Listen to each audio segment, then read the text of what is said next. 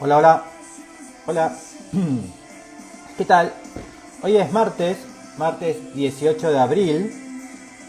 Son las 5 de la tarde, son las 16 horas en Santiago de Chile.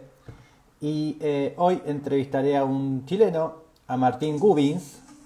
Así que apenas Martín se conecte, ya vamos a iniciar. Ahí justamente se inició Martín. Ahí te mando la invitación.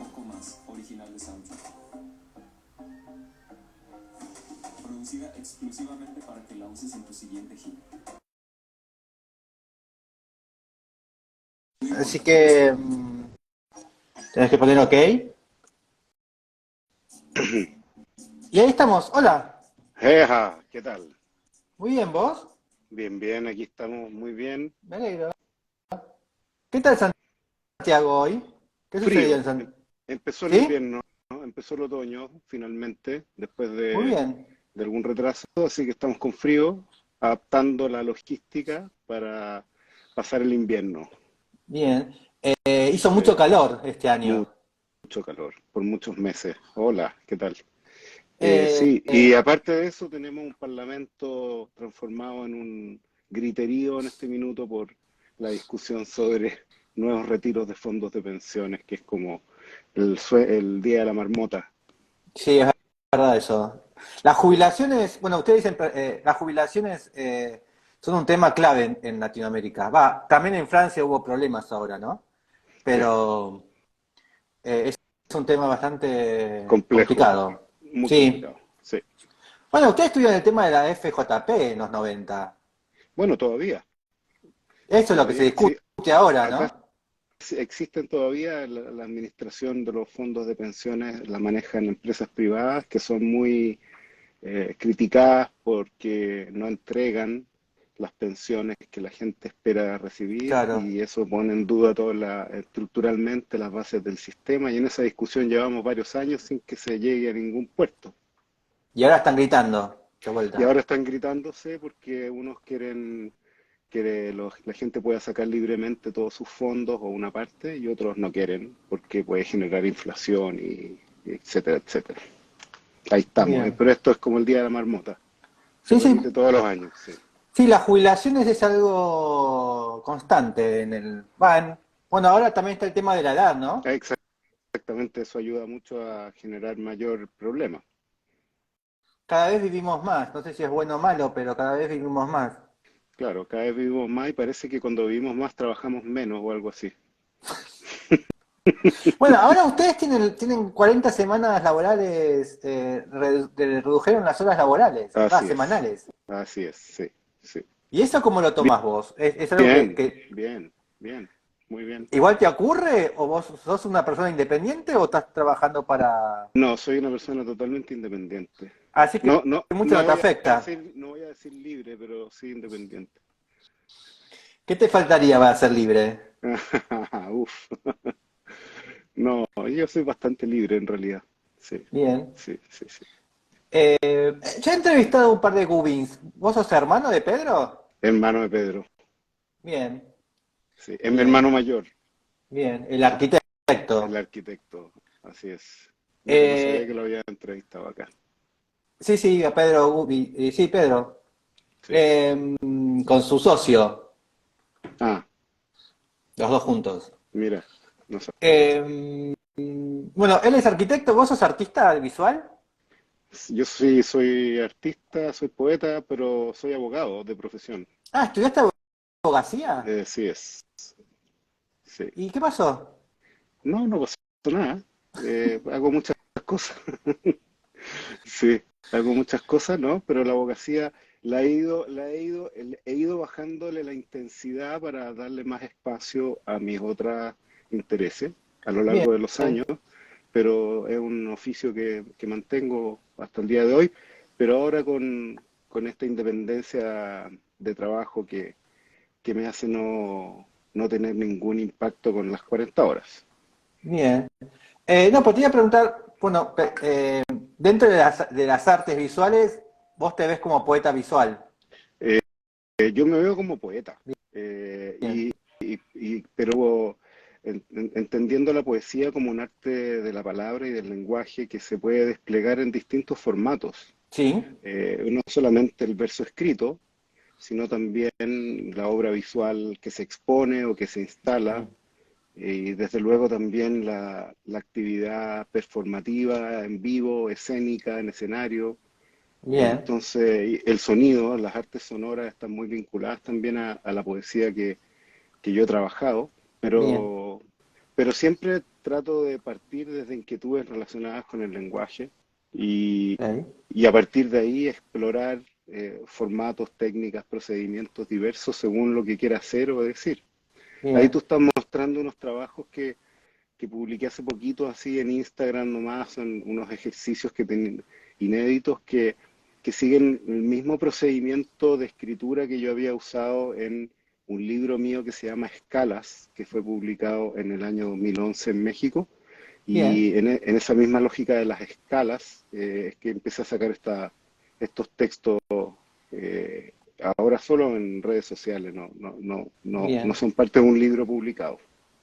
¿Y, cuál es la intención? Porque bueno, acá está la palabra liderar y después de ahí se va como desarmando y van generando otros Sí, sonidos. hay una tradición ¿Cuál? hay una tradición de palabras montadas, palabras fragmentadas, que en la poesía visual muy antigua. Y en Sí, este caso en particular yo atravesaba un momento de muy poca inspiración, entonces simplemente empecé a anotar palabras a ver si se me detonaba alguna idea y descubrí que en vez de escribir más palabras después de esa primera palabra, podía adentrarme dentro de ella misma y por la vía de borrarle letras encontrar otras palabras que están escondidas adentro de esas mm, palabras y de ese modo generar listados con posibles combinaciones, de modo que se pudiera armar un poemita, digámoslo así, de una estrofa, solo con las palabras escondidas. Entonces ahí vemos que en la palabra persona está escondida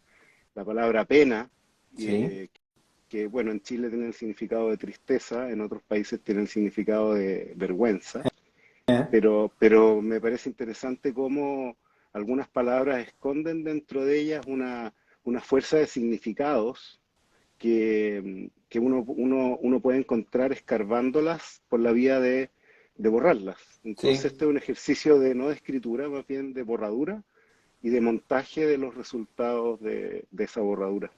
Es un ejercicio bien. muy mecánico, muy simple, Sí, de copiar, pegar y ir borrando en los distintos traspasos y que es muy bueno para ir cuando uno va en el metro, cuando uno está esperando una reunión o algo así. Yo empecé a hacerlo en un cuaderno y de pronto me vi que tenía acumulado una cantidad de material que daba para publicar un libro y eso es lo que se publicó en 2011. bien.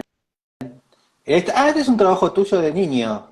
No, es una simulación de un trabajo, Ah, como si hubiera sido hecho de niño, era un ejercicio en que justamente nos invitaban a repensar la escritura desde las bases de los inicios del aprendizaje. Fue un taller que asistí este verano y entonces nos pedían escribir con la otra mano, bien. qué sé yo qué, o escribir al revés, no sé cómo.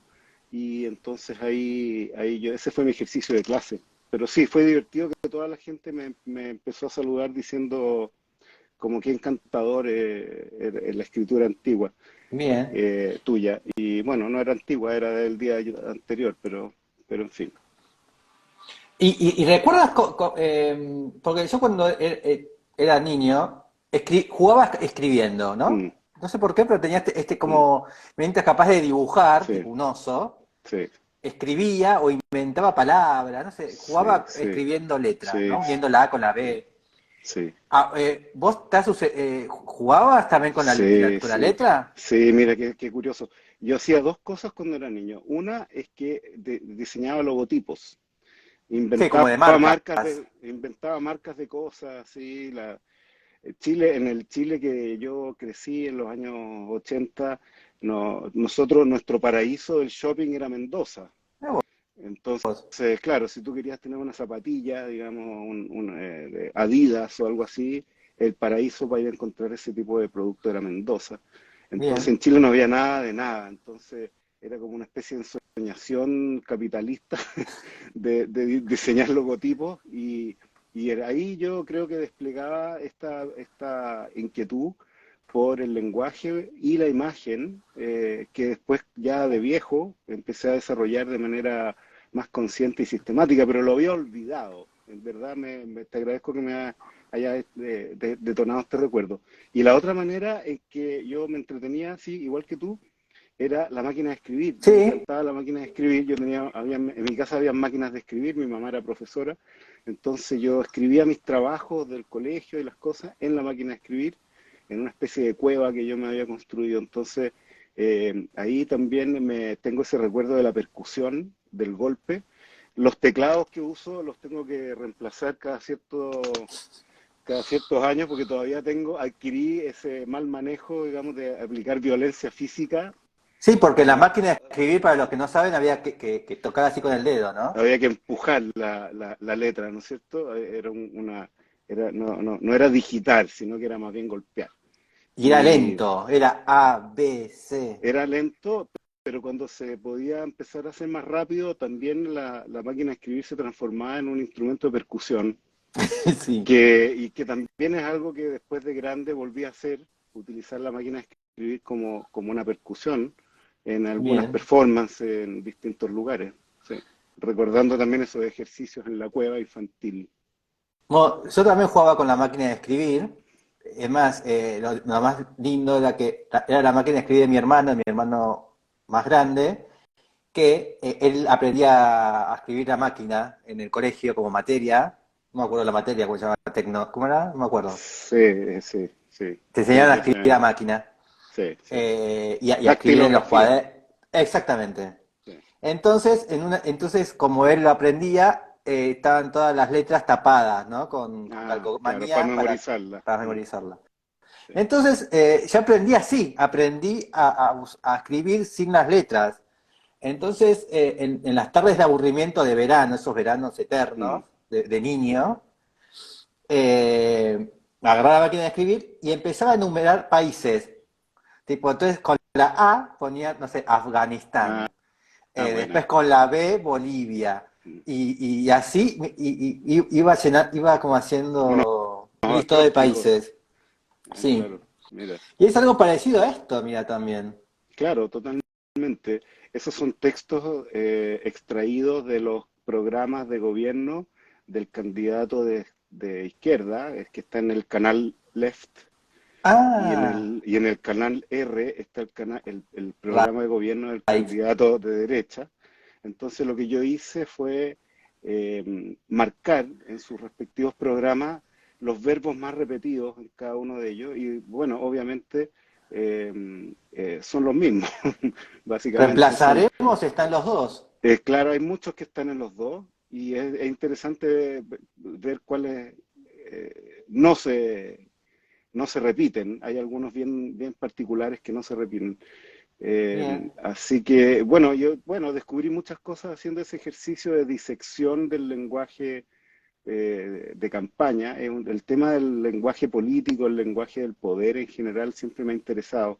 Y bien. este ejercicio fue muy interesante para tratar un poquito de hacer una radiografía lingüística del facilismo de la política por ofrecerlo todo, ¿no es cierto? Y también usaste según el orden alfabético. Es un alfabeto. Sí, el alfabeto una estructura que he usado para muchos proyectos. El alfabeto tiene una virtud que te permite encapsular un proyecto, Bien, enmarcarlo de una manera contenida, ¿no es cierto? Pero que a la vez es muy amplio porque abarca todas las letras. Entonces el bien. alfabeto lo he usado mucho en libros, en poemas, en muchas cosas. ¿Qué diferencia hay en vos entre el orden y la obsesión? ¿Sos ordenado o sos obsesivo en este caso? No, las dos cosas. Y yo creo que hay órdenes y órdenes. Hay órdenes más obsesivos donde la conciencia y la voluntad toman un rol protagonista, como en estos ejemplos que tú estás poniendo. Pero en el caso de los recortes de las banderitas, hay un Sí, orden que es más caótico, que no hay un programa, es no hay verdad. una definición, sino que más bien fue un recorte, creo que incluso con la hoja al revés. Entonces, en Bien. algunos casos la palabra se corta y en otros no se corta y eso no dependió de un programa obsesivo. Pero en general soy bastante obsesivo y me gustan la simetría, los paralelismos, Bien. anclar los trabajos en algún tipo de criterio numerológico. O, por ejemplo, ese 557 que pasaste por ahí, que divertido que vamos a hacer un repaso del Instagram, pero bueno, está bien. El Sí, para 500, ir conociéndote primero. sí, sí, no, sí, bueno, conociendo el Instagram, los 557 días que estuvimos con toque de queda en Ah, Chile, entonces al final de los 557 días hicimos un evento ahí, en ese punto azul, que es el Parque Forestal de Santiago, un lugar muy importante. Afuerita ahí en la fachada está el edificio del Museo de Arte Contemporáneo. acá. Entonces hicimos una sesión de lectura de 557 versos chilenos, que los imprimimos en 557 páginas, y fue una Bien. invitación abierta, quien quisiera venir a leer podía, y el objetivo era leer sin parar desde no me acuerdo qué hora, 8 de la noche, hasta las 12 de la noche, que era el momento en que se levantaba el toque de queda. Ahí, entre Bien. comillas, volvíamos a ser libres, ya sabemos que eso nunca es así, pero en fin. Y fue un ejercicio muy Vamos, bonito, determinado por un número. bien. Vamos a empezar con la primera pregunta que te pregunté, ¿por qué abogacía? ¿Abogacía por el uso de las palabras? Porque estabas como leyendo la palabra y ahí entraste a abogacía, ¿así entraste? Bueno, la educación que tuve yo era muy convencional y las opciones que a uno le ofrecía la vida a través de los discursos oficiales de los profesores y de la misma institución apuntaban a carreras más bien tradicionales. Entonces, no era muy hippie ni contestatario el colegio donde yo fui. Entonces, la abogacía era como la opción para aquellos estudiantes que nos gustaban las letras, justamente las humanidades, Mm, y que no teníamos el coraje probablemente para atrevernos a ir directo al filete de nuestra preferencia, que habría sido o literatura o arte a o las algo así. escuelas de artes. Claro. Pero No, porque hay mucho de lo remedié. palabra en la La abogacía. abogacía, Es muy importante la palabra de la la abogacía. abogacía, yo siempre tengo la certeza de que entre la abogacía y la poesía eh, no hay mucha diferencia en cuanto a las necesidades técnicas de, Bien, que se requieren del autor. En ambos casos hay que tener mucho cuidado con lo que sobra, ¿no es cierto? En ambos casos hay que aspirar a una cierta precisión en el uso del lenguaje y una obsesividad con los significados y con los bien. significados entre líneas también. La diferencia está en que la poesía tiene un fin en sí misma, ¿no es cierto? Pero en las leyes y en el derecho y en la abogacía, el fin siempre es son los intereses de otra persona o de alguna otra entidad. Entonces la palabra se transforma en una herramienta de manipulación, de convencimiento, de seducción, de crítica, y en el caso de la poesía la palabra está desprendida un poco, llamémoslo así, de esa mala intención, lo vamos a decir así, Bien. y tiene una entidad, bueno, obviamente estética, pero también una entidad humana, humanista, que muchas veces el lenguaje legal pierde por su necesidad de estar siempre amparado en el tecnicismo, en el lenguaje de la ley y sobre todo en esta intencionalidad deliberada que es convencer a alguien para que haga o no haga Claro. algo. Mm. Y cuando estudiabas derecho, o hoy en día cuando trabajas en derecho, ¿qué te interesa más?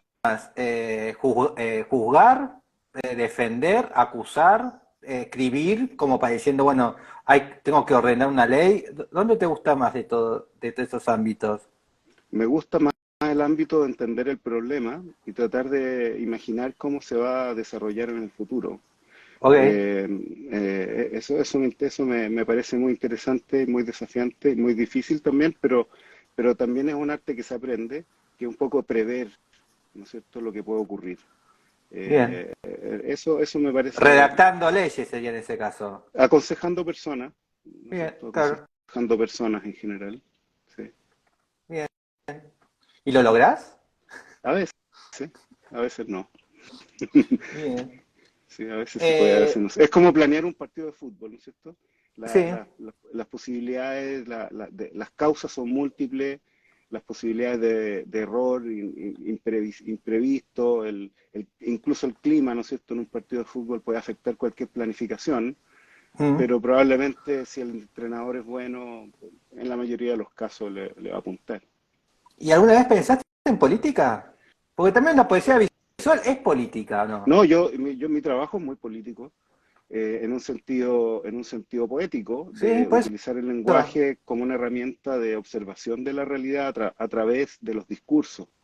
Sí, Y en ese sentido tiene un alto carácter político, pero no político, digámoslo así, activista, en el sentido partidista o algo así, sino que todo lo contrario, yo prefiero situar la poesía en un margen, digamos, en contra de un sistema en general, sin importar, digamos, quién tenga la bandera. bien. Bueno, vamos a empezar. Yo te mandé 100 preguntas, tenés que elegir 10. Sí, Arranquemos, a ver. ya, espérate. Aquí. Ya. Bueno, en la 3 el parque de tu ciudad. Es muy extraño el cuestionario, primero porque no hay preguntas, ¿no es cierto? No. Hay temas. Y segundo, es como las obsesiones de una persona están todas. Es una lista de las obsesiones de una persona más que. La mezcla es bien interesante, la mezcla de temas. Pero el parque de mi ciudad, sin ninguna duda, el Parque Metropolitano de Santiago, que se llama, que es más conocido como Cerro San Cristóbal. Es un Sí, parque gigantesco, enorme, que está en el medio de la ciudad. Es un cerro gigante, que casi hay que hacer un escalador para poder llegar arriba, pero que es el lugar de reunión de los santiaguinos en torno a la caminata, la bicicleta, el aire libre. Está el zoológico, hay juegos infantiles, piscinas, qué sé yo, invernadero de plantas. Hay un montón de cuestiones que uno puede visitar y disfrutar y ahí generar está. encuentros. Ahí está. Es muy, muy, muy grande, muy bonito. Y es un lugar desde la infancia que yo todos los fines de semana iba a caminar con mis papás o andar en bicicleta después con los amigos. Entonces es un centro de distensión y contacto con la naturaleza, con lo verde que tenemos los santiaguinos, que en realidad Ahí está. es muy privilegiado y que yo creo que nos define bastante. Dentro de la locura de vivir en esta ciudad, el Parque Metropolitano de Santiago, el Cerro San Cristóbal, es un oasis de humanidad también, en el sentido Bien, de contacto con la naturaleza, es sano, gratuito y enriquecedor. bien. ¿Y vas, lo usás caminando o corriendo, andando en bicicleta? No, ¿En qué bueno, formato? bueno, tanto como que lo uso, ya no lo uso demasiado, no voy demasiado, pero originalmente caminando, en bicicleta, después cuando en mi época, en mis tiempos mozos, cuando era deportista, andaba en bicicleta, subía al cerro y después, Bien. cortesía del perro, de nuevo caminando. Pero la verdad hace rato que no voy. Y las últimas veces que he ido a caminar con amigos a pensar, cuando tenemos que tomar alguna decisión o algo así, o Bien. qué sé yo, tener un momento de encuentro, hemos subido caminando al cerro. Se producen conexiones muy, muy inesperadas cuando uno discute temas caminando, Sí. en verdad. Sí, ¿Y vivís cerca o es un momento en el Sí, tenés que ir para allá? no, hay que ir para allá. Yo Ah, vivo, no sé, a media hora, ok. eh, pero sí puedo ir caminando. Eh, no está tan cerca, pero sí, me queda cerca. Le queda cerca a mucha gente porque es muy grande, Bien, es muy, ahí muy grande. estamos. Y la ciudad lo rodea. Está bueno esto de, porque es verdad, ¿no? Uno caminando habla mucho, ¿no? Habla mucho, más que estando sentado en un bar, ¿no? Caminando hablas mucho más. Te Bueno, expresás en su libro más sobre el libre. nomadismo, claro, y en su libro sobre el nomadismo, Bruce Chatwin, el famoso escritor del libro In Patagonia, ¿no es cierto?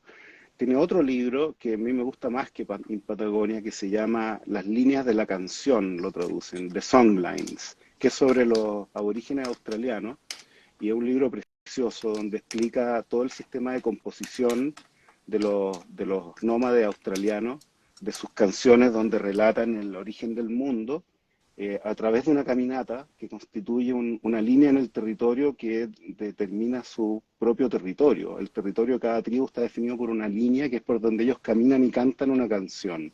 ¿Cómo se llama ese Entonces, señor? Bruce Chatwin. A ver, Bruce Chatwin. Es una Chatwin, sí. Chat Ahí vamos. W-I-N. Ok. Ya. Y en ese libro entonces él habla sobre, muy en general sobre el nomadismo, hace un recuento de mucha información y referencias sobre el nomadismo, y ahí explica que el ser humano fuimos nómades, digamos, en el principio fuimos nómades, y ese carácter nómade nos definió muchas Ahí está. cosas de nuestra estructura. Bruce Chatwin, claro, muy famoso en Argentina, muy importante porque escribió ese libro en Patagonia, donde habla de toda de este mundo anglosajón que llegó a la Patagonia Argentina. Y entonces dice que uno cuando camina vuelve a conectar con esa escena ancestral y detona dentro de sí conexiones neuronales y sensibilidades que de otro modo están durmiendo, latentes. Ah, Y por eso nos ponemos muchas veces creativos cuando caminamos, se nos ocurren cosas que de otro modo no no empiezo, nos no, suceden. Y él no. lo atribuye, o hay estudios que lo atribuyen a esa raíz humana nómade. Hace bien caminar porque nos reconecta, Sí. digamos, en la tesis, ¿no es cierto? Bueno, yo siempre, el libro se llama Los trazos de la canción. Exacto, así lo traducen, sí. Sí, Es verdad eso, porque yo siempre, cuando, viste, cuando estoy atareado o que no puedo avanzar con algo, salgo a caminar. sí, Y, sí. La gente que y le vienen ataques de pánico sale a caminar y se le pasa también, también. Sí, eh, varias veces me he ido de un lugar a otro con ansiedad, con demasiada ansiedad, viste, es como, bueno, me voy caminando y voy bajando, ¿no? Como que sí, voy, sí, sí, o antes de sí, gritar voy a caminar y vuelvo y no grito. sí. Sí, es bueno caminar antes de llegar a la casa después de un día difícil, sí, Sí, sí, y sí. de la terapia sobre No, todo. Hay que caminar mucho. Antes y sí. después de terapia, lo digo siempre. Sí, sí, sí, sí. Yo siempre digo que cuando vas a terapia, para mí la terapia es la hora antes que llego caminando, la terapia, y la hora después que vuelvo caminando, Mm, ¿no? Es como eso, mm, mm. es lo que voy a decir, lo que dije y lo que no dije, ¿no? Sí, sí, sí, sí, sí. Súper buena el método, porque mucha gente va a terapia como parte de una rutina más en su agenda No, y no genera ese espacio de un poquito como de como para que escalas, se acomode la salsa, ¿no es cierto? En la cabeza. sí. Sí, sí, Eh, sí, es un momento para vos, entonces te lo tenés que tomar como un momento tuyo. sí, sí. Vamos a la siguiente pregunta, a ver. La siguiente pregunta. Una avenida de tu ciudad, Bien, la 9.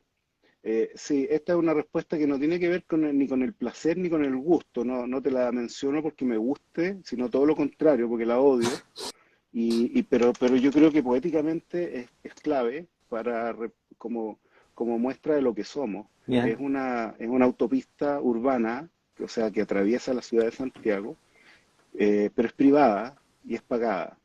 Entonces, tiene un altísimo estándar de, qué sé yo, constructivo. Tampoco es tan alto, pero así nos las venden porque son muchas, pero son muy caras para circular en ellas. Entonces, producen primero esa segregación por precio en la circulación urbana.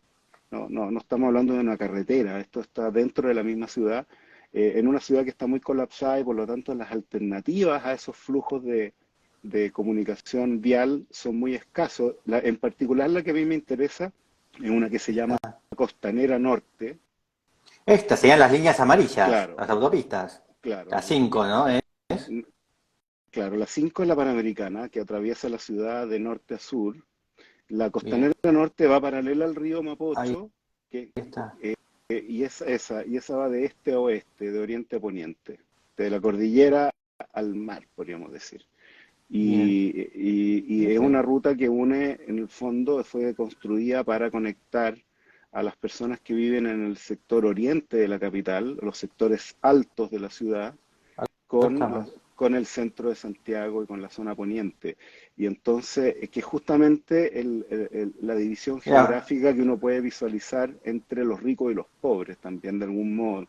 Entonces, es una obra vial muy grande, muy importante, que cambió la ciudad de Santiago, pero que también representa mucho lo que somos, no solo en Santiago, sino que en Chile, que es un país lleno de segregación, que está completamente tarificado en cuestiones básicas y esenciales, bien. y que a pesar de su oferta de calidad, de altísima calidad, igualmente tiene problemas de diseño evidentes en sus accesos y sus salidas que provocan unos tacos enormes, igual que los que se producen afuera de ella.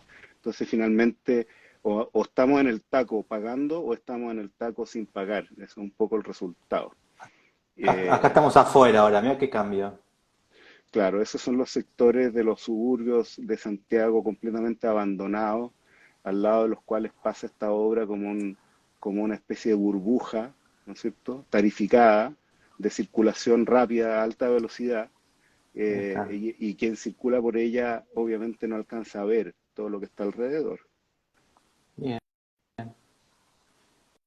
Y la odias, básicamente. En general odio todas las autopistas. Yo soy muy rutero, soy un viajero en moto, así que los caminos para mí son una obsesión y además son parte de un proyecto artístico que vengo desarrollando hace mucho tiempo y que voy a seguir desarrollando por mucho tiempo más, que se llama Caminos Australes.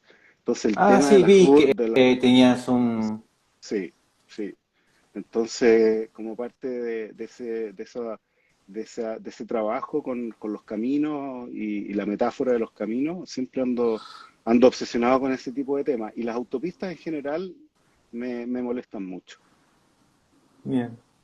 Y así que Estados Unidos no sería un lugar feliz para No, vos. no, Los no, Ángeles, no, no, no, no, no, no, no sería California feliz. no sería Bueno, tu todo espacio. dependería del presupuesto probablemente, pero no, en principio no sería un lugar para mí. ¿Tuviste que has estado en Los Ángeles? No, no está. Bueno, en Los Ángeles es como la única opción que tenés es estar arriba de una autopista. Es Sí, como que directamente de una calle a la otra subís a una autopista y te sí, bajás. Es impresionante. tremendo. Y es como molesto, porque aparte no puedes caminar. Claro, exacto. No hay espacio para el peatón. No, no. Mm, Creo que en Estados Unidos solamente San Francisco y Nueva York son así como las dos ciudades mm, peatonales. Pero después no, es muy complicado. ¿Santiago sí. cómo la ves en ese sentido? ¿Es una ciudad peatonable? ¿Puedo caminar toda Santiago? No, todo no, porque es muy grande. No, bueno, pero se puede caminar por Sí, no, sí, Santiago es una ciudad, todos nos quejamos de Santiago, pero es una ciudad eh, que peatón. tiene circuitos que son caminables y pedaleables. Tiene bastantes, cada vez más. No, no todo lo que quisiéramos, pero sí, se puede caminar. Caminar 20 minutos por Santiago, no sé, 2, 3 kilómetros, es algo que mucha gente hace para ir a su trabajo o a sus estudios, ¿sí? Bien. Eh, Vamos a la próxima pregunta, a ver. La próxima pregunta, eh, nos vamos a saltar a la... no, no voy a saltar esa. Voy a ir a la 73. Poeta latinoamericano. Bueno, esa respuesta, Ese es fácil para vos. claro, es fácil, es O difícil, difícil. porque claro, pero en el fondo, claro, cómo puede un chileno, si le preguntan eso, dejar de mencionar a Vicente Huidobro, a Nicanor Parra, que dije dos y no uno, porque bueno, aparte de Neruda, ¿no es cierto?, que es la figura eh, como más totémica, Huidobro y Parra generan un quiebre en la forma de acercarse a la poesía que ha producido un impacto en muchas generaciones y en mi propio trabajo, desde luego. Bien. Tanto Igual, por su... Huidobro no es tan maldito como Parra, ¿no? Es un señor más clásico. No, no, Ah, ninguno ¿sí? de los dos ninguno de los dos es maldito, la verdad. Bueno, pero son de, Parra es como más, más oscurito, no, ¿no? son distintas, yo te diría regiones, son la aristocracia de distintas regiones sociales del país. En el caso de Huidobro, la aristocracia, digamos, del dinero, y en el Sí, caso de Parra es una ahí está. aristocracia de la música, ¿no es cierto? Y de la poesía. La familia Parra es una verdadera monarquía de artistas brillantes que tiene mucha influencia, toda la familia ha tenido mucha influencia, no solo Nicanor, también Violeta, ¿no es cierto? Roberto, en fin, entonces pertenecen a una élite que con el tiempo se han transformado en una élite en la cultura. Pero claro, Bien, Vicente Huid, y ambos tienen ahí está. preocupaciones por la palabra, por el lenguaje y por la imagen, que son muy intensas, obviamente desplegadas de manera distinta. Vicente Huidobro trabaja a principios del siglo XX, está en el centro de los movimientos de las vanguardias europeas, el creacionismo, el surrealismo, entonces obviamente tiene una perspectiva distinta, pero también estuvo metido en política y hizo locuras en ese ámbito y era un hombre bastante contestatario. Ah, Y Nicanor Parra, bueno, obviamente también a través del humor. Yo creo que ahí hay una diferencia, en el caso de Nicanor Parra es mucho más evidente y notorio el rasgo del humor que en Vicente Huidobro. Vicente Huidobro quizás era un poco más seriote y estaba quizás más convencido de, de que quizás lo que él estaba haciendo era muy especial de lo que quizás Parra estaba. tal vez también era la época, Sí, ¿no? Capaz que uno puede como revolucionar de diferentes sí. maneras, depende el Y, siglo, ¿no? Eso y también. del origen social. Vicente Huidobro, un jovencito de dinero que se educa en Europa, con rodeado de gente de poder, y en cambio Nicanor Parra, un hombre que surge del campo, profundo.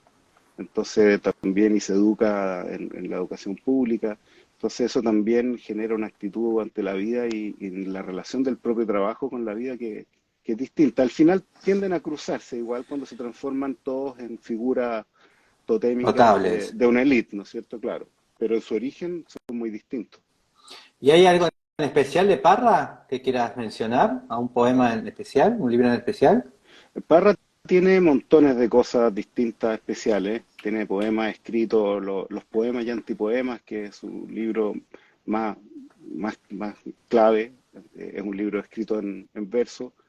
Pero después, más adelante, con los años, Parra empieza a hacer estos dibujitos, unos corazones con patas que dicen un mensaje así como en la lógica del cómic, esos que les llama los artefactos, los dibuja con un lápiz, con un plumón, en una cajita, en una bandejita de cartón. Ahí está, mira. Esa bandejita de cartón que era donde él compraba las empanadas los días domingos, entonces coleccionaba las cajitas, las bandejitas y escribía esos mensajes que son como un poquito slogans, siempre con alguna dosis importante de ironía, por supuesto, y textos muy breves, muy directos y en general con mucha sabiduría.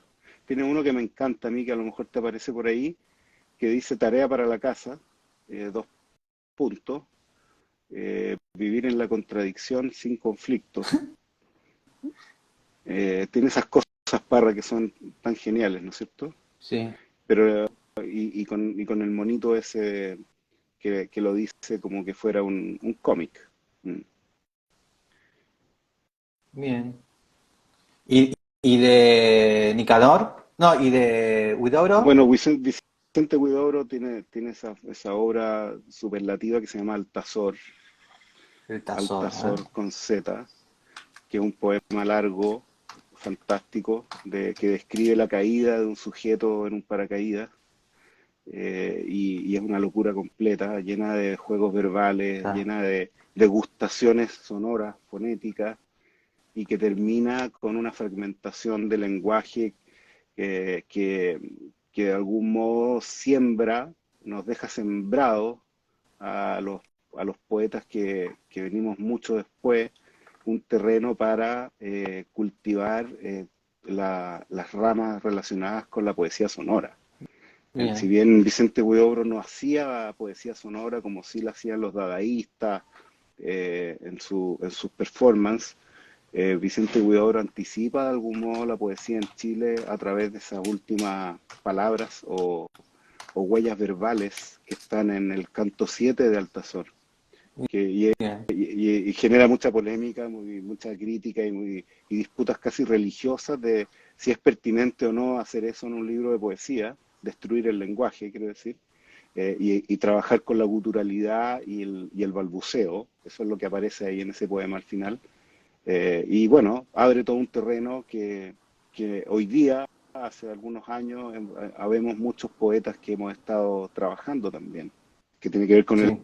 con el trabajo en sonido más concreto, con la vocalización abstracta, incluso más allá de el lenguaje semántico en nuestra performance en vivo, sobre todo, sin dejar de lado la escritura convencional o semiconvencional, pero también tomándolo como un campo lícito para las exploraciones en poesía. Bien. ¿Y recuerdas el primer poema que has leído de chico? O eras más de adolescente que llegó la poesía? Sí, no te podría decir cuál es el primer poema que he leído, pero yo te diría que el primer poema que me impactó, los dos poemas que me impactaron profundamente cuando era muy joven en el colegio, uno es un libro, que es un poema largo, que se llama Lobos y Ovejas, de un poeta que se llama Manuel Silva Acevedo, que es un poema Sí. fantástico, fantástico, y me llamó mucho la atención en mi adolescencia y me hizo acercarme mucho a la poesía. Y el otro, también, sin duda, de Nicanor Parra, hay un poema que se llama El hombre imaginario, que yo creo Bien, que no hay adolescente que no diga me gusta la poesía después de leer ese poema, y no adolescente también. bien. ¿Y qué relación hay en el colegio, en el secundario? ¿Leen poesía chilena? ¿Leen a Nicanor Parra? ¿Cómo? ¿O eso fue una cuestión No, tuya? bueno, no sé, hoy día todo depende mucho de qué colegio, qué profesor, etcétera, pero en el caso mío de mi colegio, la verdad es que no, era una Ah, educación muy convencional y llegábamos con suerte a leer a García Lorca o algo así. Era muy pobre en ese sentido. Era muy intensa en en así los que clásicos, El llegó Quijote, llegó aparte la poesía, y llegó por, aparte, por una voluntad llegó propia. aparte por voluntad propia y llegó también por algunas amistades adecuadas. Y también llegó por mi propia casa, porque yo soy hijo de una profesora de literatura, de Ah, poesía bueno, chilena, entonces ahí ya tenías, mi casa tenía todos los libros, tenía esa ventaja bien, comparativa, de que tenía muchos bien, libros en mi casa, sí, para chusmear. sí. Vamos a la siguiente pregunta. La siguiente pregunta, un libro leído a recomendar. Bien, Ya, sí. Mira, este es el libro que acabo de terminar, que estoy terminándolo, que es un libro que no tiene nada que ver con nada de lo que hemos hablado. Chor, Mustres, Vida entre Musters. Tehuelches, George Musters. Este es un inglés que estuvo un año viviendo con los tehuelches en la Patagonia Argentina en el año 1870, por ahí, y 1869. Y el tipo se va a vivir a una comunidad de tehuelches que son nómades, digamos, nómades, y se incorpora a su comunidad de una manera muy honesta, genuina, muy transparente, con un genuino interés por conocerlo, por generar intercambio cultural, por aprender de ello y también con un ánimo de defensa de su legado, su patrimonio y su forma de vida. Entonces el libro es muy interesante porque te cuenta cómo va construyendo esta relación con esta cultura que está en extinción en ese minuto, ¿no es cierto? Ya sabemos por qué, y a todo momento está haciendo observaciones que contradice el estereotipo que habían Es- construido viajeros y exploradores anteriores sobre lo que eran los rasgos culturales de este pueblo. Entonces desmitifica muchas mentiras que muchos otros viajeros y exploradores habían Repetían. instalado sobre lo que eran los tehuelches. Sí, entonces muy interesante para conocer esta cultura y también para tener una experiencia refrescante de encuentro, digámoslo así, entre dos mundos, que no es usual, menos en Latinoamérica, en que el europeo, este europeo que llega y se va, deja una huella que yo creo que es muy importante hasta el día de hoy, si uno está interesado en estos asuntos que tienen que ver con lo que somos y con lo que fuimos, que nos llevó a ser lo que somos. Y en eso que somos están los dos, están tanto, ¿no es cierto?, los tehuelches en este caso, los pueblos originarios, las raíces propias sudamericanas, andinas, pero también lo europeo, evidentemente, que nos constituye en nuestro mestizaje. Mm. Entonces, este libro de algún modo muestra esta fuente de mestizaje que no está vinculada con lo español, sino que con estos otros colonizadores posteriores, que en buena medida fueron los ingleses. Bien, sí. Bueno, los criollos, nosotros, Exacto. ¿no? Sí, Mira, es que con el tema del mundial, viste que hubo como muchas conversaciones y se criticó mucho a Argentina en el sentido de que todos los jugadores de Argentina eran todos blancos, ¿te acordás? No mm, había negros, no sé si leíste esas sí, pavadas. sí, sí. Y de golpe empezaron a decir, bueno, es que no es una película un partido de fútbol no es una película de Disney, ¿no? Que hay que poner todos de todos colores. Mm, Pero después había algo que me imagino que capaz en Chile debe suceder lo mismo, es que en realidad en Argentina hubo mucha mezcla. Es que capaz que somos todos como somos, porque nos fuimos mezclando entre todos, e incluso el mulato, bueno, hubo muchas matanzas obviamente de afroamericanos, yo creo que por ahí va la pero, cosa. ¿Eh? pero también hubo mucha mezcla, por lo menos en Argentina o en Buenos Aires, que es donde vivo yo, no hay como mucha segregación. Bueno, ustedes son los Mm, italianos, nosotros los franceses, todos los... mm. Hubo como siempre nos mezclamos muchos entre nosotros, Sí, entre judíos, no judíos. sí, desde luego Buenos Aires tiene una composición blanca que es prevalente, pero si uno sale a las periferias o si uno viaja por las provincias en Pero igual Argentina, está muy mezclado. no tanto, si mientras más pobre es el barrio, más oscura es Ah, la piel. sí, eso sí. Entonces yo creo que no es tan así. Lo que pasa es que, claro, por un lado mucha matanza, mucha exterminación. El caso de la Patagonia es el más brutal, pero en todas partes. Acá también habían negros y tampoco tenemos nada de negro, pero hubo negros, ¿no es cierto? En Chile siempre lo negamos, pero lo hubo. Importantes líderes fueron descendientes de negros en Chile. Entonces, yo creo que el tema de la segregación social es importante, pero en el caso argentino del fútbol es distinto al caso chileno con el fútbol, porque en el caso chileno en el fútbol, en general, el futbolista profesional es un hombre de origen humilde Igual que que, acá. que se ve muy poco rubio, digamos, en el blanco puro en el fútbol chileno. Se ve más gente más morena, más con herencias, qué sé yo, mapuches o del norte. En el caso argentino, yo creo que, yo no sé por qué razón, los futbolistas, todos, hay mucho más de futbolistas descendientes de italiano, descendientes de inglés, y es muy notorio Mm, el rasgo blanco en el caso de los futbolistas argentinos, más que el uruguayo incluso. sí. Yo no sé por qué se da ese fenómeno, Pero pero a su claro, vez, pero a su vez pueden ser que sean de descendencia europea, pero es gente humilde. No es tampoco no, gente no, adinerada. por eso te digo, pero por eso te digo que el caso argentino es bien distinto de todos los demás países, yo creo, incluyendo Chile. No sé por qué será eso, la verdad lo ignoro. Es porque fuimos todos pobres. No sé, no sé. Pero bueno, a eso refería, ¿no? Yo creo que Porque el también fútbol argentino no es, la inmigración italiana fue muy grande. fue muy grande. O sea, la inmigración posterior a la colonización española desde Europa en Argentina fue inmensa, mucho más grande que en otros países. Acá fue importante, pero nunca salió del reducto de las élites, digamos, del comercio o de ese tipo de cosas. No, en Argentina hay mucho más, trasciende mucho más la inmigración a todas las capas sociales. Sí, a todas. Sí. En todos los, el campo, en la industria, en el comercio, en todos lados. Sí, sí, pero igual cuando, como te digo, uno anda, yo viajo mucho por Argentina y uno anda perdido en el sur, en algunas localidades, es evidentemente otra raza de personas que uno no ve en Buenos Aires. Bien. Sí, bueno, capaz que hay más mezcla o no tanta mezcla, ¿no? Sí, sí. Los mismos tehuelches.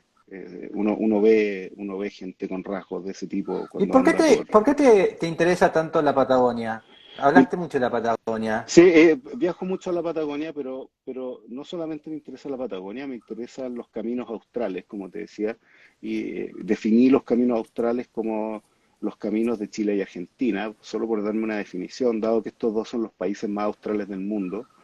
Creo que tiene sentido hablar de lo austral desde acá, desde nuestros dos países, y la manera en que decidí hacerlo, de adentrarme en la metáfora, digámoslo así, fue a través del recorrido físico de las redes camineras Sí, con mi bien. cuerpo, y de esa manera tratar de conocer un poco más lo que somos y a ver si logro decir algo interesante con todos esos hallazgos que he ido recopilando y acumulando a lo largo del tiempo en que he estado metido en ese proyecto. Bien. A ver, te voy a usar como abogado, porque nunca tuve un abogado. ¿Ya? Que bueno, Y, bendito y- seas. sí, y siempre tuve nunca entendí el porqué de estas dos líneas. Porque, viste que Argentina y Chile, voy a entrar en un momento picante. Dele. Argentina, Argentina y Chile siempre fuimos divididos por cuestiones naturales, o por el río, o por montañas, ¿no? Pero hay dos líneas, esta línea sobre todo me molesta muchísimo. ¿Sabes por qué sucedió esto? ¿Tenés idea? ¿Esta línea ahí? Bueno, ese tema es súper interesante, que tiene que ver con... Lo primero que me gustaría decirte es que, claro, si hablamos de Chile y Argentina como los estados nacionales que surgen a principios del siglo XIX, estoy de acuerdo contigo en que las montañas y los ríos, pero sobre todo las montañas, sobre todo Sí, la cordillera, es ¿no es de un cierto? lado, es de un lado donde Nos cae el dividen. agua y el otro, ¿no? Claro, Es así. sí, claro, la línea divisoria de las aguas continentales. Pero esa es la cultura nacional de los estados como los conocemos hoy día. Si tú te Sí, remontas un poquitito más atrás de eso, y observas cómo entendían, por ejemplo, los pueblos mapuche, el sentido de la cordillera, va a encontrar que para ellos la cordillera no era una línea divisoria, sino que todo lo contrario, eran puntos de conexión y encuentro con los pueblos que estaban a un lado y al otro. Entonces el tráfico, la circulación y el comercio y el diálogo y los matrimonios y todo lo que significa la de integración arriba. se produjo siempre en el sur de Chile y de Argentina, se produjo siempre, hasta que se fundaron estos estados nacionales ridículos que decidieron hacer lo que tenemos ahora, que son una cadena de pasos fronterizos con centros aduaneros totalmente inoperantes, insuficientes, que lo único que hacen es impedir la integración. Y cuando cada vez que uno está haciendo la cola de 5 o 7 horas en el Paso Los Libertadores o en el Paso Cardenal Zamoré para poder ir de un lado al otro, y piensa, ¿por qué estamos tan lejos? ¿Por qué estamos tan separados? La verdad es que la razón no es la cordillera, sino que es la obra humana que transforma el paso en una barrera. Sí, en un Ahora, trámite legal. el trámite, la demora, el obstáculo, la desconfianza, ¿no es cierto? Yo creo que yo de verdad que tengo la convicción, después de haber hecho muchos pasos fronterizos de un lado y del otro, que los gobiernos no quieren que haya integración. No quieren que haya integración cultural de verdad, genuina. El libre tránsito, o por lo menos la facilidad de tránsito, es la base. Sin eso no puede haber ningún tipo de Mm. integración cultural, digamos. Por más internet que exista, tenemos que comernos un asado juntos para poder conocernos bien. Entonces, eso es lo que ocurre con los estados nacionales. Pero previo a eso no era así. Y sería muy interesante que nuestros gobiernos pudieran aprender de esas experiencias ancestrales de integración. Ahora, en el caso de la Patagonia, acuérdate que todo el límite entre Chile y Argentina se fijó sobre la base de ese criterio que tú mencionabas, que era que tenía dos partes. Uno era el concepto de las altas cumbres que dividen las aguas continentales. O sea, si el río pasa, cae el agua, cae para un lado o cae para O el cae otro, ¿no para es el cierto? otro. Pero Fácil, si la lluvia cae para este lado es Argentina y si cae para este lado es Chile. exacto, algo así. Entonces, ¿qué es lo que ocurrió? Que estaba vinculado a las altas cumbres de los Andes. Entonces, lo que pasa en la Patagonia es que las altas cumbres de los Andes no son la divisoria de las aguas continentales. Las aguas Ok. continentales se dividen en las pampas, que son más altas que los Andes en esa zona. Entonces se produjo una disputa entre Chile y Argentina a fin del siglo XIX, en 1880 y tanto, que se llevó a juicio ante el rey de Inglaterra, que operó como árbitro, porque el criterio que se había usado para definir el límite entre ambos países allá no sirve, allá no tenía manera de ser aplicado. Entonces los argentinos sostenían, como es lógico, que el criterio debía ser que primara la cumbre de los Andes, de modo que eso les permitiera avanzar hacia el Pacífico.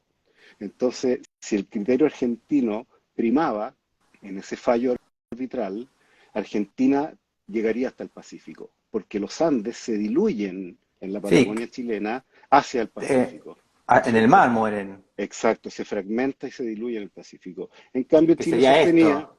Ahí va. exactamente, exactamente. Esto. Entonces, en el caso chileno, los chilenos decían no, el criterio tiene que ser la línea divisoria de las aguas continentales, pero además había un criterio que se había aplicado siempre, que es que el Atlántico es de Argentina y el Pacífico es de Chile. Ese era un criterio que era como una norma que para Un resolver ABC. era como la norma de clausura, ¿te fijas? O sea, ya, en la duda, esto debe ser así. Y por esa razón, en la Ah, división del es ese Estrecho de momento Magallanes, exactamente, ahí se traza esa línea tan rara, un poco siguiendo ese principio.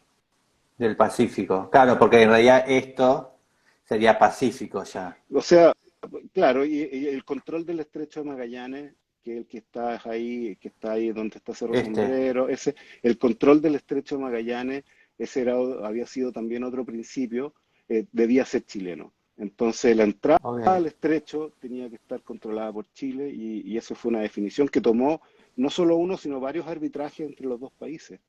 Pero sí, es muy, Bien. muy enervante ir a Ushuaia y tener que hacer dos pasos fronterizos. Sí. Y que Tierra del Fuego queda dividida así, ¿no? ¡Pah! Y que Tierra del Fuego queda con esa raya que es como de burócrata, es como las fronteras de África, que las ¿En serio? define un burócrata, ¿no es cierto?, en un Porque escritorio. en realidad las únicas dos líneas que nos, burocráticas, que nos separan son estas dos. Entonces, siempre me llamó la atención, como eras Sí, abogado, y que bueno, la debes de saber. Ahí sí. está. Además lo que pasa es que Tierra del Fuego y la Patagonia Sur, la Patagonia Sur de Chile y Argentina, siempre estuvieron total, y hasta el día de hoy, totalmente conectadas. La verdad es que era muy difícil identificar un hito geográfico o algo que permitiera trazar una línea distinta, una línea Bueno, creo que debe ser curva, digamos. Ushuaia. Ushuaia en Argentina, entonces la línea sale de Ushuaia para arriba, ¿no? Exacto, algo así. No sé bien por qué se puso en ese punto preciso la línea. Yo creo que tiene que Porque, ver con mira, la línea de la entrada al estrecho. ah, porque Eh, está justo Ushuaia y a medio metro está la línea, ¿eh? Pum, Exacto, sube. sí, sí. Pero ¿por qué se puso ahí la línea? No lo tengo exactamente claro. Ah, yo Porque, siempre tengo como las fantasías que a veces es que los límites están muy cerca de las ciudades. Como a veces, bueno, como Ushuaia había argentinos, bueno, esto es bueno, Argentina, bueno, entonces, eso exactamente es así. Si tú te vas un poco más arriba en esa línea, en ese mapa, vas a ver que hacia el norte, hacia la zona un poco al sur de Bariloche, la línea hace varias curvas, se adentra hacia Chile, hace dos o tres como guatitas hacia adentro.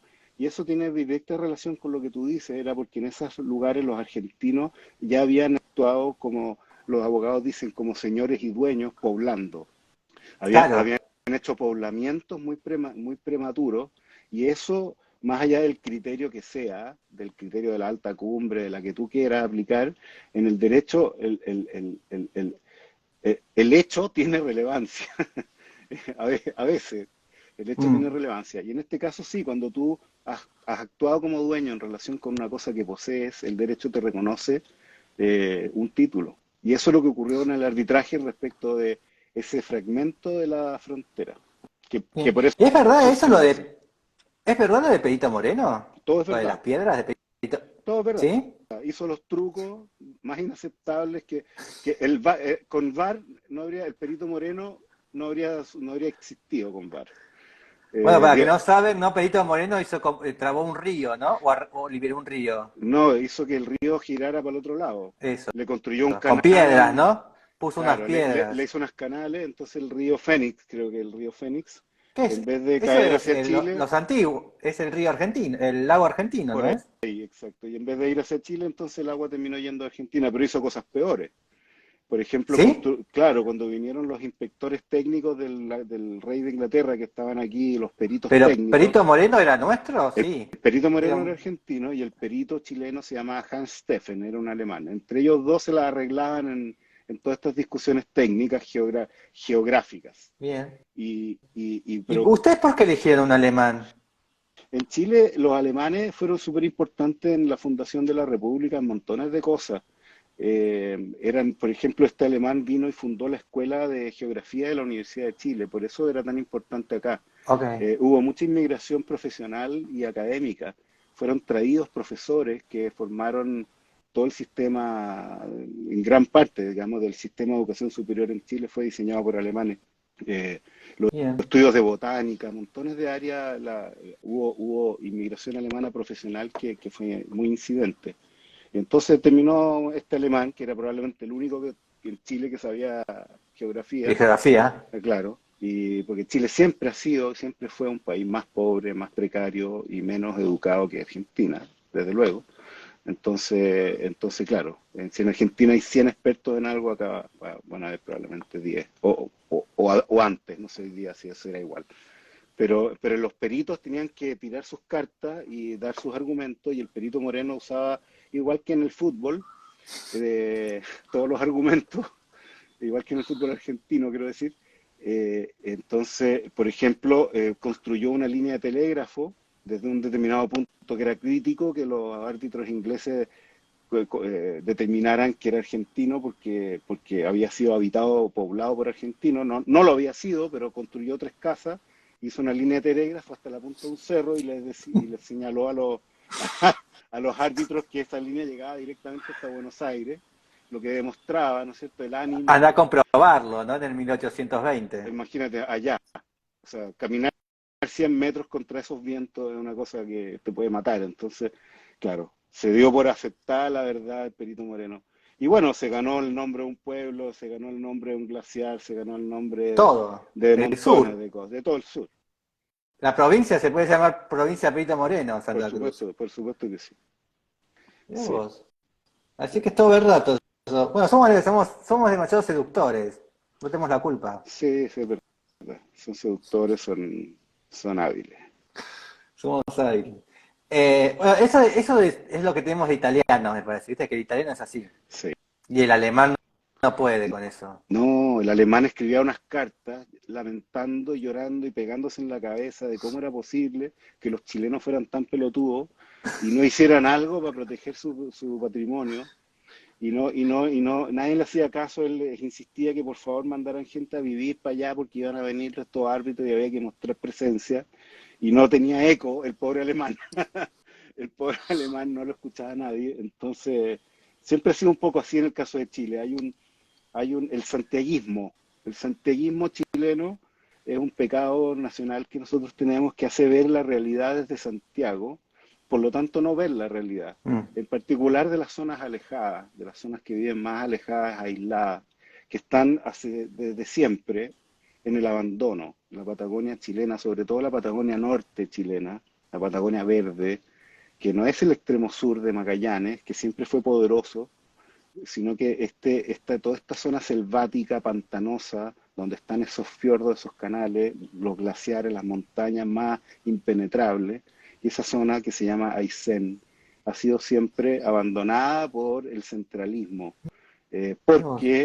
por distintas razones. Originalmente porque se consideraba que ahí no había nada de interés, y ahora que sí hay algo de interés, que es el patrimonio, digamos, natural, solamente se lo mira como un botín para apropiarse culturalmente de esos territorios y transformarlos en lugares de vacaciones, de segundas ¿Eso qué sería? viviendas. ¿Como nuestro Chubut? Exacto, exacto. Eso es donde es toda la zona que atraviesa la carretera austral, que está Bien. digámoslo así, si tú miras en el mapa desde Puerto Montt hasta Villa O'Higgins, hasta Campo de Hielo Sur, más o menos. Toda esa zona. ¿Y, y el norte se defendió más o es lo mismo? Lo que pasa es que acuerde que el norte es una historia totalmente distinta porque el norte, sobre todo el despoblado de Atacama o desierto de Atacama, como lo conocemos ahora, era boliviano. Entonces, Es verdad. ahí hubo una guerra, tripar- Capuna. claro, hubo una guerra tripartita entre Perú y Bolivia contra Chile. Entonces ahí hay un rollo distinto. Ahí los ingleses aparecen de nuevo, de otra manera, que eran los dueños de las empresas salitreras. Y se insta por tener esta guerra invasiva, digamos. Entonces es un territorio por el que murió mucha gente y hay mucha riqueza, riqueza mineral. Entonces Sí, siempre sí. hubo mucho más presencia Hierro, y cobre. todo, cobre, todo lo que quiera. Entonces una zona que le ofrece digamos, a la empresa y al Estado mucho más atractivo que la Patagonia, donde entre comillas, no hay nada. Cosa que no es así, pero en todo caso, en el norte siempre ha estado mucho más presente. El Estado chileno. Ahora, tú vas al norte y ves las localidades alrededor de las cuales circula toda esta inmensa actividad minera y la verdad es que es como que no existiera la actividad porque igualmente la gente vive en el abandono, pero sí hay caminos y hay infraestructura y uno nota la presencia del Estado. Bien. No. Vamos a la siguiente pregunta, que nos olvidamos. El libro comprado, el último libro comprado. El último Sí. libro comprado es este. Este libro lo compré el otro día, Una fue araña integra. Una araña integra partes de mi cuerpo en su telaraña y es de un músico que se llama Manfred Werder.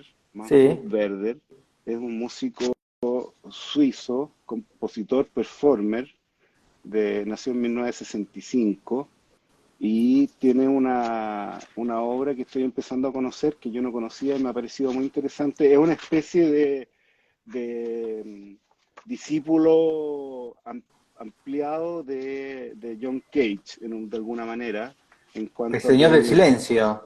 el Señor del Silencio y de dejar oír el mundo, ¿no es cierto? De pararse a escuchar el mundo. Entonces, este señor tiene todo un rollo con instalar la partitura como una parte de un determinado territorio, un determinado lugar donde suceden cosas que él puede controlar de alguna manera, pero no del todo. Entonces, es interesante, me ha parecido muy interesante el trabajo que desde la música y desde el trabajo con el sonido y con la performance genera observaciones y preguntas en cuanto a la relación del autor y el intérprete, por un lado, y la audiencia, y lo que es una audiencia, y también en cuanto a lo que significa un escenario, el dónde se hacen las cosas para él es muy importante. Bien. Entonces fue un descubrimiento y lo recomiendo. No es un libro tan fácil, pero es cortito. ¿Cómo se llama? ¿El El señor? señor se llama Manfred Werder Sí. con doble D. Werder. Bien, ahí lo busco. Sí, y dice cosas así como, por ejemplo, vago por las ciudades considerando lugares posibles para proyectos y revisitando lugares para ponderar sus potenciales. Y al realizar una partitura, pero al realizar una partitura no estoy tan interesado en descubrir ciertas identidades de un lugar, sino más bien que interactúo con su infinito. Entonces es un hombre que de algún modo deja hablar el mundo, eh, le permite a su partitura tener los espacios suficientes para que el mundo se cuele en la obra y de esa manera lo vinculo yo con John Cage. Bueno, John Cage aparece mencionado mil veces en este libro, pero más radical en cuanto a arte site specific y arte del territorio, de los Bien, lugares. Por eso me bien. interesa. Eh, Diste como muchos nombres de ahora del arte, ¿no? Art specific, sonoro, performance. Ujú. ¿Cómo es todo eso? ¿Cómo te llevas con todas estas etiquetas? Bueno, lo que pasa es que el arte contemporáneo es un arte difícil de entender porque Mm, requiere adentrarse en conceptos, como cualquier disciplina compleja, la mecánica, lo que sea, digamos, ¿no es cierto? Requiere tener un cierto catálogo de conceptos para poder entenderla, para poder observarla y que no se te pierdan los detalles. mm, Entonces, inevitablemente uno cuando habla de arte en la contemporaneidad, habla de conceptos. sí. Ya no basta con el impacto directo del sujeto sensible con la obra y que diga me gusta, no me gusta, me emociona, no me emociona. En el arte contemporáneo la cosa se puso mucho más compleja, de algún modo más aburrida, porque requiere un cierto ejercicio de estudio para poder adentrarse en ella, pero que yo pienso que cuando la obra es buena, no renuncia y no tiene por qué eso ser incompatible con esa primera aproximación sensible que pueda generar un impacto intuitivo en un espectador o en un auditor. En la medida en que la obra tenga todas las capas de profundidad, va a haber, para cada quien va a haber algo, ¿no es cierto? Pero las mayores capas, digamos, las capas más profundas, siempre son dependientes de algún grado de estudio y conocimiento sobre la tradición, sobre los referentes. Entonces, y de algún modo también esos conceptos ayudan. Si yo digo que este es un artista que está interesado en el trabajo de terreno específico, sitio específico, bueno, eso ya me habla de una serie de inquietudes que yo como artista también puedo o no tener y me puede o no interesar explorar el trabajo de ese Mm. referente en función de saber que ese es un campo de su interés. Así que no, Pero a su me vez no lo, sentís que a veces puede separar más al público. sí, Entonces, claro que sí. todas estas Yo etiquetas, creo que como de... lo puede separar tanto como cualquier cosa, digamos. O sea, todo depende de lo que uno le gusta hacer y cómo se presente. Mm, Pero sí se ha puesto difícil. Los estudios de el arte arte. son cada vez más complejos. Ya no basta con saber pintar, ¿no es cierto? Hay que tener un discurso, una óptica, una mirada sobre el mundo, sobre la sociedad. El sujeto, el objeto del arte ya no es solo un rostro bonito que tú quieras pintar, Pero sino tal lo que vez ese rostro significa en nuestra vida. mm, tal vez al renacentista mirar un Leonardo también le sucedía lo mismo, ¿eh? Tal vez, po. Pero yo creo que también ahí la vinculación entre el arte y el poder Sí, era enorme. es una cosa que nunca no ha sido enorme, yo creo, pero era más funcional. Yo creo Mm. que era mucho más funcional al poder. Bueno, también al artista, ¿no? Desde luego. Por lo menos a los artistas que conocemos, gracias a que el poder financió sus grandes obras. Sí, a los Eh, Medici o el Vaticano, o ¿no? los faraones o lo que sea, digamos. Sí. Entonces, siempre hubo una vinculación. En cambio, el artista actual, su relación con el poder es más conflictiva, es más de crítica, más distante en general, aunque viva igualmente de los fondos del poder.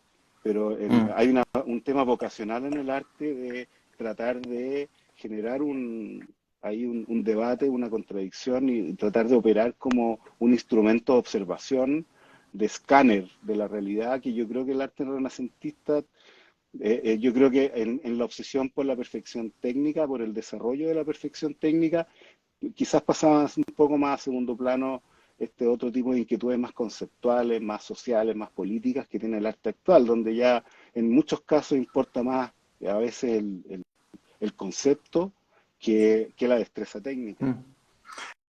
Mira, justamente, bueno, y ya terminamos, pues ya estamos hora y Vale. cuarto. Eh, pero estaba pensando recién mientras estabas hablando que en realidad, bueno, vuelvo a que vos sos abogado, pero estaba pensando que en realidad los artistas en general, desde el mundo clásico, pensemos desde de las civilizaciones, desde el mundo clásico de los griegos hasta hoy, el artista siempre estuvo presente en la historia, ¿no?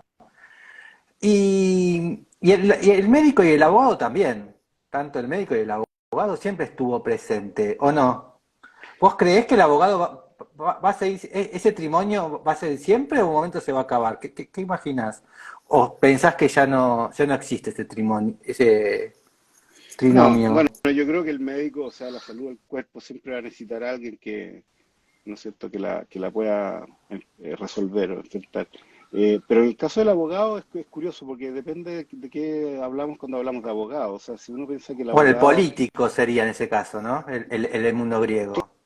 claro, pero si uno piensa que el abogado es una persona que defiende a otras, si uno lo ve de esa manera, como la práctica del abogado defensor o consejero, yo creo que siempre tenemos abogados, todos tenemos abogados, tú también tienes abogados, lo que pasa es que no tienen el título, pero todos tenemos a alguien que nos defiende, tenemos más personas que nos atacan que las que nos defienden probablemente, pero todos tenemos a alguien que nos defiende o nosotros defendemos a alguien. Y en ese sentido yo creo que los abogados son parte de la sociedad y la vida pues, fundamental porque suplen también a veces limitaciones que tenemos las personas para expresar nuestros problemas ante un tercero de una manera fría, ¿no es cierto?, no comprometida con el resultado, que ese finalmente es la clave del abogado, cuando actúa libre de esos conflictos de intereses propios. Y los resultados del alegato, de la defensa o de la queja, del reclamo, siempre son mejores cuando los expresa alguien que está en esa posición que es más libre, más fría, más racional. Ese es el rol del Sí. abogado. Sin emoción, ¿no? Sin emocionarse. No, bueno, depende. Depende. No, vos Si la producir emoción emoción en sí. el otro. No, lo que pasa es que exactamente, o sea, muchas veces el trabajo con la emoción es fundamental para ganar un caso, porque lo que tú tienes que hacer es convencer un corazón antes que una Claro. mente. La justificación de la decisión la da la mente, pero la decisión, la convicción que quiere la contraparte, el empleador, el juez, quien sea quien tú tengas que convencer, la mujer, el marido, es una convicción, digamos, estomacal. Entonces, apelar a las emociones, a la retórica, a las consecuencias de otro tipo que pueda tener su decisión para el país, para otra gente, todos esos elementos están en la en el arsenal de guerra que tiene que utilizar un abogado con habilidad, pero con conciencia, sabiendo por qué y para qué. Bien. Eh, y bueno, o sea, el límite entre eso y la perversión es bien tenue. ¿Me diste ganas de entrevistar a más abogados? Es la primera vez que digo esto. Mira. No sé, ¿me voy a arrepentir o no? Yo que voy alejándome de las leyes y tú me dejas aquí como que soy el gran gurú, el defensor de los abogados. Sí. Tengo que entrevistar médicos también. Tengo que entrevistar médicos. Así que bueno, muchísimas gracias. Bueno, a ti, ha sido un gusto conocerte y tener esta conversación, que por suerte me libré de llegar a la pregunta 10. ¿Qué cuál era? No, porque nos faltaron muchas. Nos Sí, sí, pasa que faltó, hablaste mucho. nos faltaron 5. Sí, bueno, me dejaste hablar, te lo agradezco. Es una hora y 20. No Ya. parece, ¿viste? Sí, no, está bien, sí. No, yo seguiría, podemos seguir otro Sí, día yo si quieres. también, pero Sí, o seguimos igual, en otro episodio. en otro episodio. En otro episodio. En la parte 2. Eso, vale. Bueno, gracias, nos veremos por ahí. Nos veremos. Un Un abrazo gusto. grande. Que esté todo bien. Chao, chao. Chao. Gracias. Chao, chao.